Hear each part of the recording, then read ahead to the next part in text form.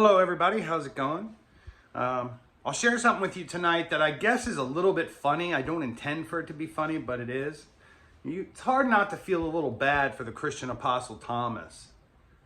He was just as active as the others. He was a devout Jew, very accomplished, spread the gospel wide and far.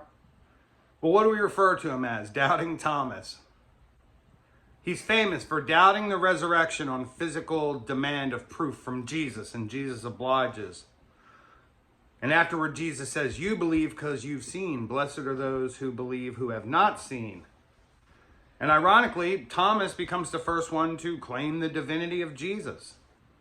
After Christ's ascension, Thomas went on missions trips to the east, establishing converts all through India, until he was literally killed by Hindu priests of the god Kali.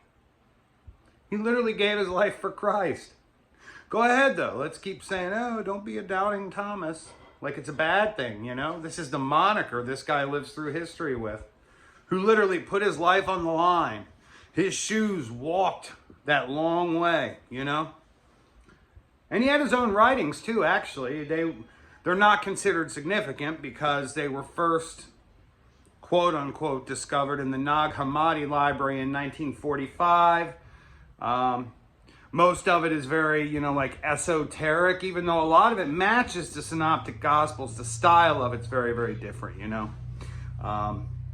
It's rejected as canon for this reason, because as we talked about in this video we just did about Peter, between 100 and 300, you have this era of great Christian debate. And one of the things that would happen was this concept of heresy, right? Gnosticism bad, orthodoxy good, even though there's not technically really an orthodoxy yet.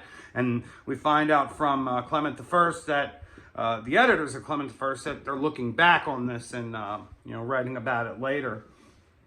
But it's telling.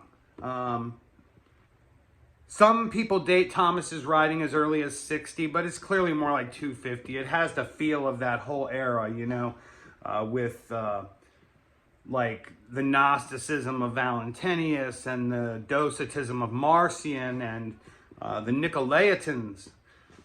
Thomas yields some very interesting work, and it certainly was circulated among some early groups of Christians that probably survived for quite some time, but it didn't make the canon, and there's a lot of reasons for that. It's too bad he's not remembered for the great work he did do. He gets this moniker, Doubting Thomas. And it's sad, because he gave his life just like the rest of the apostles. You know how far he went? He is said to have grouped up with a couple of the apostles, but Thomas, also called Didymus or twin, his name might have been Judas, they think. Not that Judas, different Judas. Started in Jerusalem and makes his way over here through Parthia, modern day India and Pakistan. And he went there with Thaddeus and Simon the Zealot. And in 72 AD, they say that's where he was martyred. So anyway, we should appreciate him just like the others, And the theological lesson that's there, oh, it's bad if you doubt. No, you can't doubt. You can't ask any questions. You only believe without seeing. But look at all the great Thomas did. Thomas wanted to see. God obliged him. He was one of Christ's own apostles. He didn't say, don't be like Thomas. He said, blessed are you, you've seen.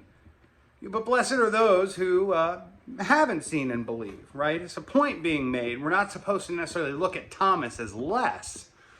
Anyway, it's just random thoughts. Have a good one. Talk to y'all next time.